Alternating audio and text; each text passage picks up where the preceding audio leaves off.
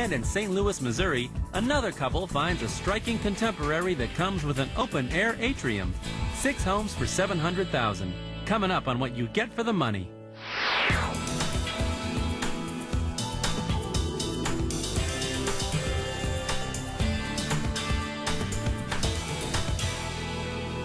Welcome to What You Get for the Money. I'm Mike Siegel. St. Louis, Missouri is up next, where homeowners found the house of their dreams purely by chance. There was an open house sign in front of this house, and he just kind of slammed on the brakes. It said, we've just got to go in that house. Welcome back to What You Get for the Money. In St. Louis, our next homeowners were on their way to see a house for sale when they saw another cooler house for sale one street over. They slammed on the brakes and bought a modern home with an open-air atrium.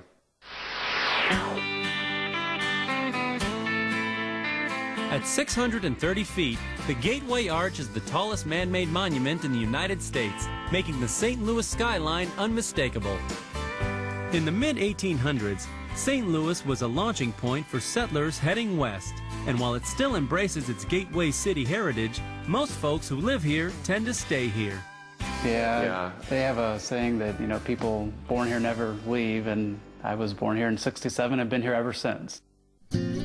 Tom Hake, a stockbroker, and DJ Kaiser, a playwright, live in the heart of the city, a few blocks from Forest Park, sort of a small-scale equivalent to Central Park. You just can't beat the location. We have a lot of green space around here for being in the middle of the city, pretty much, so we definitely like to take advantage of that.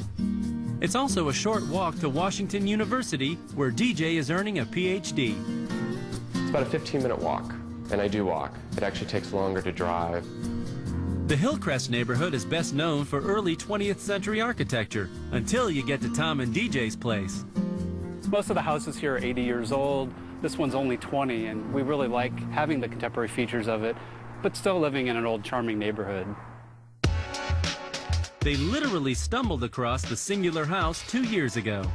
We're actually going to look at a house that was a block from here, and he ended up turning onto this street, and there was an open house sign in front of this house, and he just kind of slammed on the brakes. Literally did, pulled over. I mean, literally just slammed on the brakes. It said, we've just got to go in that house. And I think when we walked in, we just fell in love with it.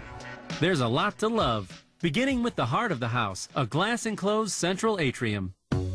From here, you can pretty much see all the different rooms within the house, and then you can also see into here from all the different rooms. Everything focuses its attention onto this atrium. One of the things that people are surprised at when they come in, they say, oh wow, this is great, this glass-enclosed atrium. And they just cannot believe that it actually is outside. It's exposed to the elements. So it snows, it rains, it gets hot out here, it gets cold. And that's what we love about it. And when the weather's nice, we can keep the door open and not even have to worry about securing the house. Just off the atrium is an impressive living room with a 20-foot ceiling, lots of windows, and a fireplace with an ornate terracotta sculpture. It's one of the features that we really love about the living room. A lot of people really are intrigued by it. It's a very interesting design. The space in the living room is truly grand. Well, it's always fun when you have a piano. I think you're making a commitment for the rest of your life to have a house that can accommodate it. Yeah, it's a great part of our life. We both really like music, and we have a few friends that are professional pianists, and they put me to shame when they play it.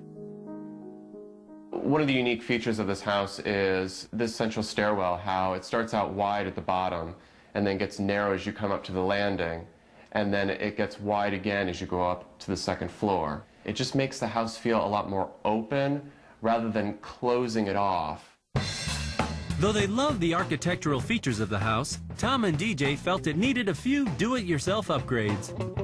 We hated the kitchen cabinets in this house, but they're also well built structurally, so we wanted to figure a way to do something without spending a lot of money on it.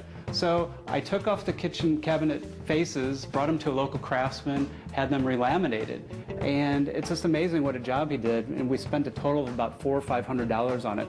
Painted the edges, put new hardware up, and voila, we have a new kitchen. They also gave the kitchen a color infusion and a chalkboard wall. That's it. So Roxy and Rusty know which bowl to eat out of. Good doggies. Bon appetit! After their meal, the backyard offers ample room for Rusty and Roxy to run. And it's where Tom and DJ spent the most money on improvements. And I came up with the design of this deck. The master bedroom's off to the left, and at night, at midnight, we can come out into the hot tub in the middle of winter and look at the stars and just really enjoy the space. Tom and DJ play hard, but they also work hard. They converted 2 of the 3 upstairs bedrooms into home offices. This is where I do a lot of my playwriting, and recently been doing more translating work, working with playwrights from Barcelona. As the day fades, Tom and DJ's home glows from the inside, providing a warm setting for entertaining. We don't have big dinner parties with lots of people. We tend to prefer to entertain 1 or 2 people at a time. So this is a really cozy, intimate place that we can have dessert and coffee with people afterwards. Here's the Skinny in St. Louis. A bit more than $700 grand can buy a 3,000 square foot home with 4 bedrooms and 2.5 baths. A contrast of contemporary architecture in a neighborhood of classics. DJ's school, Washington University in St. Louis, is highly competitive, and with good reason. Its undergraduate program is ranked 12th in the nation, tied with the Ivy League Cornell University.